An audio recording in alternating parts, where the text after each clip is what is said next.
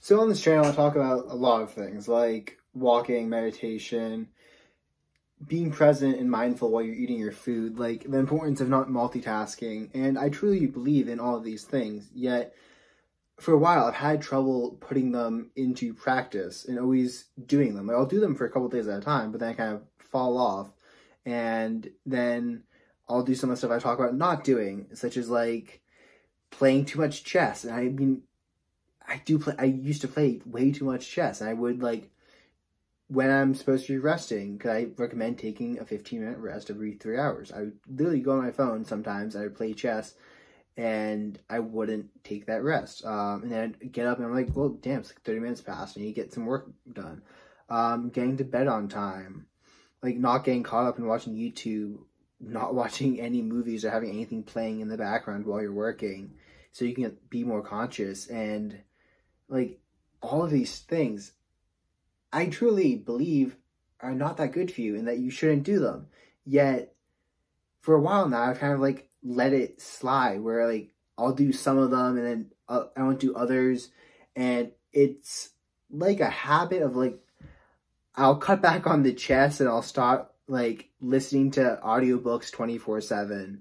Or like I won't listen to audiobooks and I'll start like watching a TV show on my phone while I do activities around the house. And like, I'm conscious of these habits. I know they're not necessarily good for me, but I have trouble stopping. I'm sure other people are in this.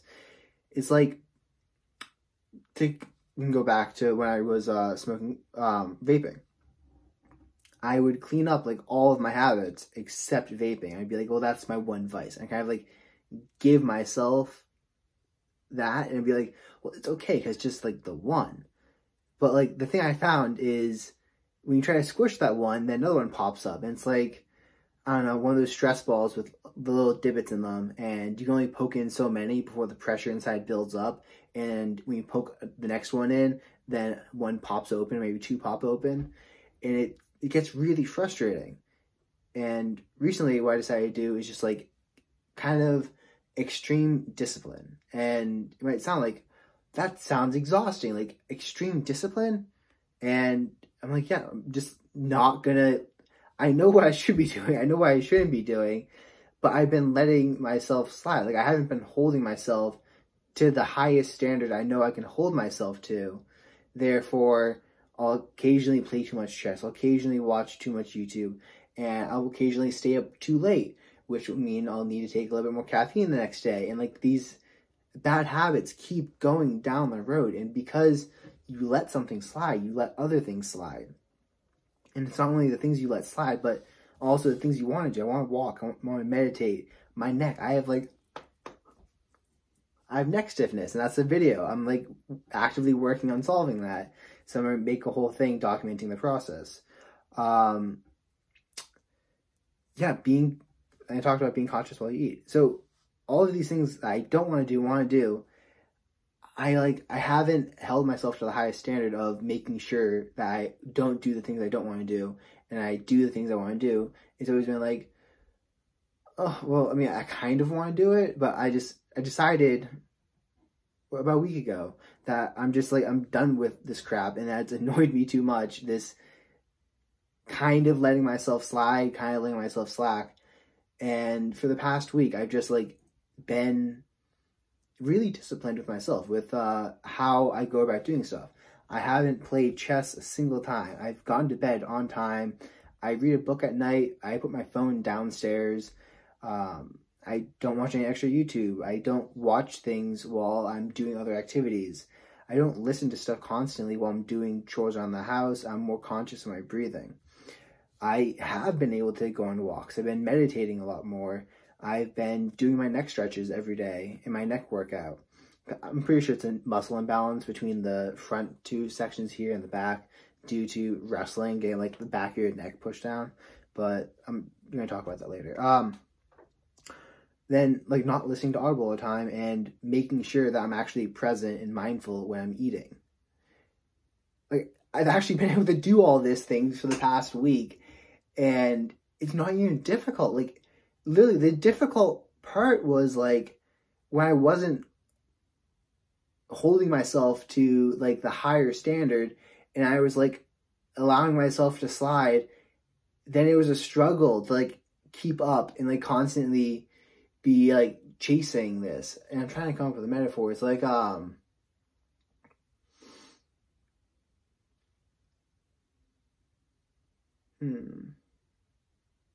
don't know. I'm not sure if everyone's gonna understand this, but it's like you're pressure in a box, and there's a little hole in the box, and the air is escaping out, and you try to cover it, except it's plugging a jacuzzi. Like, you ever shoved your finger inside a jacuzzi, the water jet? Like, when you get really close to it, it's kind of hard to like. It gets really difficult to close it off, and you have stuff coming through that you don't want to come through. And it's really difficult. But once you like actually plug the hole, like no water comes through. The pressure goes out the other holes around it, and it's kind of like the same thing where when you're trying to be kind of disciplined, you're finding it difficult and things are flying through. But when you actually just say like, no, I'm going to be disciplined with the stuff I do. I'm not going to do the things I know I shouldn't be doing. I'm going to do the things I should be doing. And I'm just going to hold myself accountable into a higher standard for this. I've been finding it like really easy. Like, it's actually been super easy for me just to not do the things I don't want to be doing. And I don't necessarily fully understand it yet, but like, all I know is that I haven't done any of the habits that I don't want to do in the past week. And I haven't been like, it hasn't been like I'm withholding from myself or like some crazy thing where I'm having to constantly think about this. It's like, I know what I should and shouldn't be doing, and I just made a decision to, I'm going to not do the things I shouldn't be doing. And sometimes, like, I don't know, it's like the thought pops into your head, and because, and this might be an explanation, the thought pops into your head, and because you are committed to doing the things you said you're going to do and not doing things you said you weren't going to do, when the thought to do something you know you don't want to do, or you know you shouldn't be doing, pops into your head, you don't even entertain it a little bit. You're just like, nope, bye. But normally that pops into your head and you're like, oh, should I watch TV? I mean, maybe. I mean, Psych's pretty good. I haven't seen that in a while. What about Burn Notice? I mean, I haven't watched Burn Notice in, what, 2 years now? I mean, I like the show Grimm. I mean, yeah, I guess I'm a little tired. And maybe I could still get my work done while I'm watching this. Could I edit a YouTube video while this stuff's going in the background? I think I could. Yeah, let's try it. And then you're not even thinking, like, should I be doing this? You're thinking, can I edit a YouTube video while watching Grimm? Maybe. Let's find out. And it's the thing, like, when you entertain those thoughts, then they find their way in, and then they start expanding. And when one finds its way in, then another one finds its way in, and you're just not controlling your mind. So I'm going to be doing more meditation. I'm going to be doing more contemplation about how this whole thing goes. And I'm going to be sticking with this, extreme discipline, as I would call it, and to understand it more. Because I'm just like, I've really had a list of habits I wanted to drop for years. And I find it, like, I finally done it, and I found it way easier than I ever thought I would. And I mean, this kind of relates to another idea I had, which is the idea, I'm going to make this into a whole video itself, but it's like the idea that you're free. And you're like, well, okay, of course, like, what do you mean I'm free? It's like, you're free from addiction. Like, you're not addicted to anything. Like, you are free. Like, when people, they say like habits are like, you have to break the habit. I question whether the habit exists. Like, and I know what a habit is. I know what going unconscious is, but like, I've literally just stopped entertaining the idea of these activities, and I haven't gone unconscious to them. I haven't opened up Live Chess on my phone accidentally, even though I've opened that app up over 1,000 times. Like, I actually go on Chrome to do it, so I don't even have the app on my phone. But like, I haven't even found myself going to the YouTube tab, which I used to go to like, when you first open a window on your computer and you just like unconsciously click YouTube. I haven't done that. Like, it's weird. When I tried to do this, but I would let some things through, I would open tabs on my computer and then close them and be like, no, I'm not going to do that. I don't even do that. Like, People tell you it takes 30 days to break a habit. Does it? Like, seriously, does it take 30 days to break a habit? I have broken these habits. I'm going to continue to have broken these habits, and I'm going to, like, talk more about this going forward.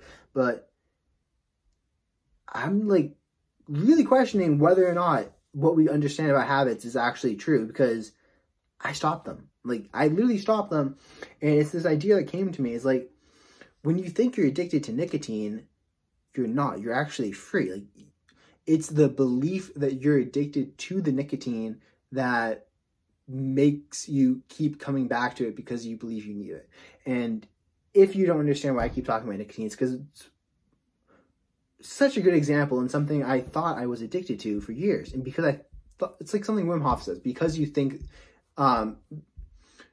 those who say they can will, and those who say they cannot will not. Or it's something like that. Those who believe they can will, and those who believe they cannot.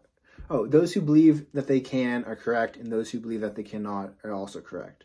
Something like that. Like some combination of those three things. But it's basically, I believed I was addicted to nicotine. And I'm not saying there isn't such thing as nicotine addiction. But part of that nicotine addiction is believing that you're addicted to nicotine.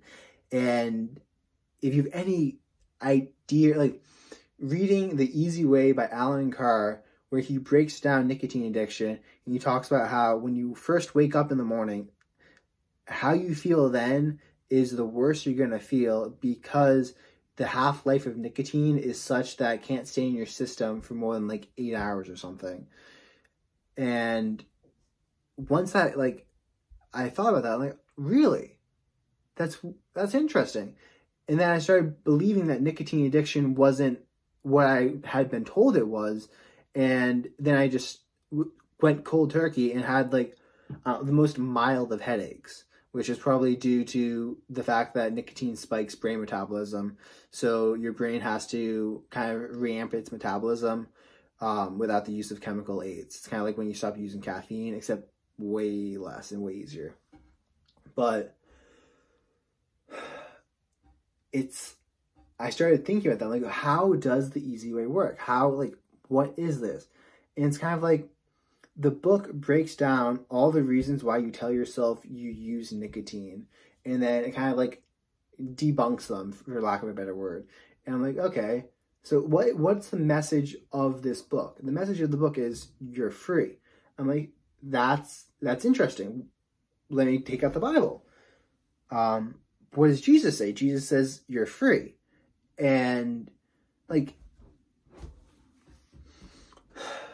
I don't know, some people are going to agree with me, some people are not going to agree with me on this, but, and then I talked to my brother about this, he's like, well, why? But I'll get into it. In the Bible, the miracles that Jesus performs, healing the blind, helping people walk and stuff, even Dr. Joe Dispenza has things similar to this, yet not on the same scale. I'm not comparing him necessarily to Jesus. But like, he'll talk about how people have these conditions, they come to him, like people who have been in a wheelchair for years, and they come to one of his shows, and he tells them, like, you're free, you can overpower your body with your mind and heal it. And then like one person will stand up out of the wheelchair. I'm not even sure if it's a plant. I mean, it could be a plant, because literally once that one person stands up, it inspires, and now these people believe. They believe that they're free and that they can do it, so they actually, like, overpower their body with their mind, and they walk for the first time in years. I mean, hell, if I was Joe Dispenza, I would literally put a plant in the audience, because I knew that this happened. Like, one person standing up triggered other people. And it's not even the fact that, like, the plant doesn't even disprove this. It literally just inspires others to give it for himself. I'm not saying he does a plant. I'm not saying anything about his research. I'm just saying one way to kind of speed it up would be to put plants in the audience to make sure this necessarily happens. Because once one person believes it's possible, other people will do it, and it eventually becomes possible. When Jesus tells the person, like, I don't know, the one possessed by the devil, he's like, you're free. And the person believed him. Now you have to necessarily talk about, okay, well, why was it that the person believed him and didn't believe it every other single time when he was told that he was free? or told that like this wasn't ailing him, and that gets into the whole a lot more that I'm not necessarily going into at 9 o'clock at night. But trying to send my mind for a second. Knowing that you are free. This is also a similar thing to when I had my, what was it? Like, you think about all the stories, I've actually watched a bunch of YouTube videos on this, of like hardcore drug addicts going into jail, turning their life over to God, and then like not going through withdrawal symptoms, and like having it be so that like they would just like they literally just went clean from that day forward. They didn't use, and I'm wondering like how. It's because they believed they were free, but why didn't they believe that they were free beforehand? And that goes into like this whole thing of self-belief in religion, and I'll have my brother on to talk about that because he'll go way more in depth into it. But anyways, it's this idea that like some people need other people to tell them that they're free. Some people need to listen to, like, when I first did this, I needed to read, I listened to like an 8-hour audiobook that basically just convinced me that I was free of nicotine addiction before I actually believed I was free of nicotine addiction. But once I believed, then I just stopped doing it, and it turned out I was free. I'm like, isn't that weird? So anyways, you're free. Like, whatever habits you're trying to break, whatever things like you feel have a hold of you, like just understanding that they don't actually have any hold of you, and the only hold they have over you is the hold that you believe they have. And that because you believe they have hold, which gives them hold, you can also believe that they don't have any hold on you, which will get rid of it. And the thing is, like, I know it's difficult. It's really difficult. And if you told me, it took me an 8-hour audiobook to convince me of this just with nicotine before I realized that it applied to other areas of my life. And if you told me, well, you can just believe that you're free and then all your issues with addictions and like bad habits go away, I'd be like, screw you. You're telling me that I suffered for years of my life because I just didn't believe? It's like, kind of. It's like, I don't know, when I was depressed, I was like, the world sucks. And then later on I realized, well, happiness comes from within, and there's, you can decide to be happy. And once you decide to be happy, then you can be happy. But you have to get yourself to a certain level to even realize that. Because when I'm depressed, or when I was depressed and when I was trapped back at school, I have some videos on the channel, and you came up to me and told me, well, you can decide to be happy. I'd be like, I'm going to decide to be, like, punch me in the face. Like, really? I can decide to be, I'm deciding to be a miserable person right now? The answer is yeah, I was. I was deciding to be miserable. I was deciding to think miserable thoughts and not entertain any positive ones. I was, like, but it's the hardest thing in the world to understand until you get to, like, a certain point of, I don't know, cognitive awareness of your own thoughts through meditation, being out in nature, and just self-reflection. Anyways, my sister's yelling at me because it's late at night, so peace out.